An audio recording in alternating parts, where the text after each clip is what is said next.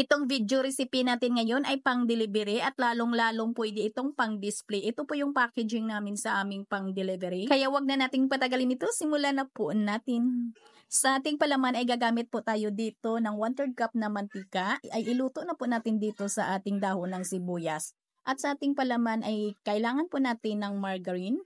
At dito na po natin tunawin yung ating margarine. Minsan nga mga palangga, pag wala talaga kaming mabibilhan na dahon ng sibuyas, yung sibuyas na lang po na puti yung ginagamit namin, ay hiniwa lang namin ng pino, ay ayos na mga palangga, babango at masarap na po yung ating slice of ya. Sa ating palaman ay gagamit lang po tayo ng 410 grams ng ating first class at 350 grams ng ating sugar. May mga bilog-bilog pa tong ating sugar.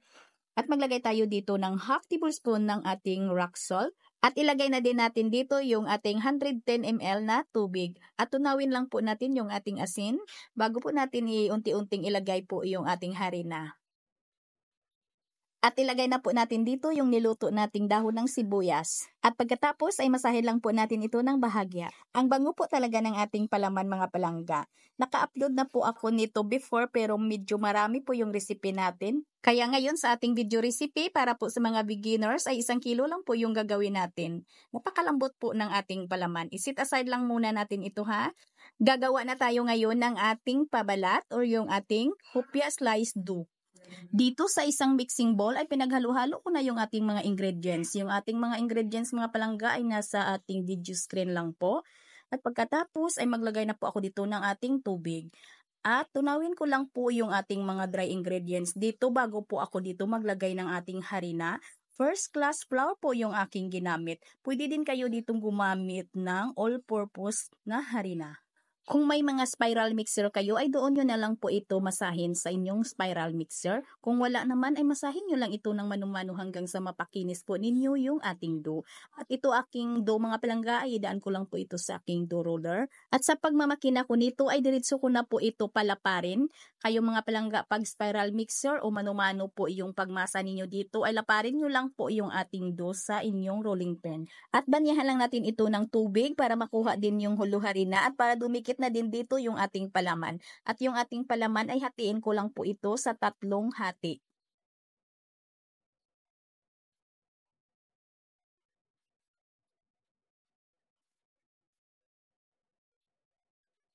At i-roll ko lang po ito ng pahaba at ipantay ko lang po dito sa ating pabalat kung ano kahaba yung aking pabalat at ito din kahaba yung aking palaman.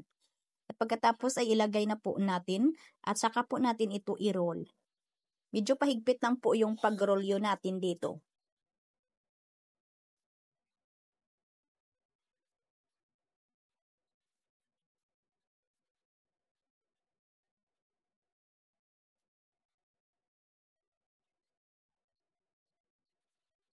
At sa pagbaston po natin dito ay depende na po sa inyo kung ano kalaki yung baston po ninyo. Baston po yung tawag namin dito. Maliit lang po yung baston ko dito at yung bintahan namin dito ay 8 pieces sa isang balot ay 9 pesos po yung bigayan ko. Bali mga maliliit lang po naman na slices mga palangga. Pero pag pang display po namin ay slice po namin ng tig 5 piso. Medyo mo lumalaki. Kayo ha, depende na po sa inyo kung ano kalaki yung baston ninyo dito at kung ano kalaki yung slice ninyo.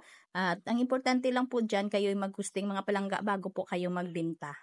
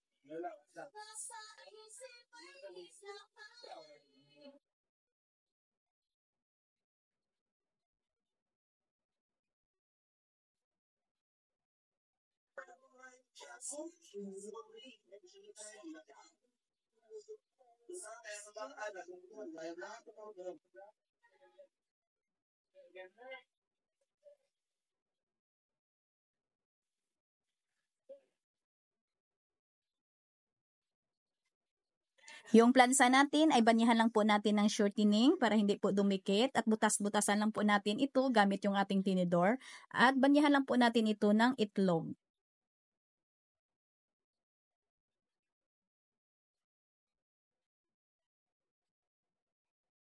At palsahin lang po natin ito ng 2 oras.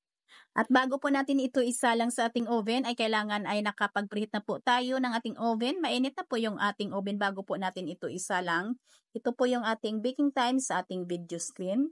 At kung ito'y lulutuin nyo naman sa ating gas oven, ito po yung ating time baking sa ating video screen.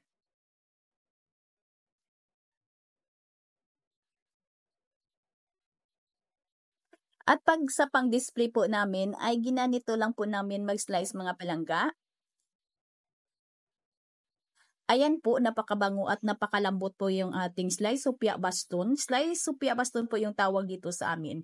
Yung slice hupya po namin sa tray ay i-share ko din po sa inyo. Abang-abang lang po, gawan din natin yan ng video, yung aming slice hopia bar. Gawan po natin yan ng video. Maliit lang po ito na slice mga palangga, manipis lang po at magaan lang po ito. Ito po yung aming pang-delivery. Sana nagustuhan po ninyo yung video natin for today. Magkita-kita po tayong muli. Ito pong inyong Kainday. Bye-bye!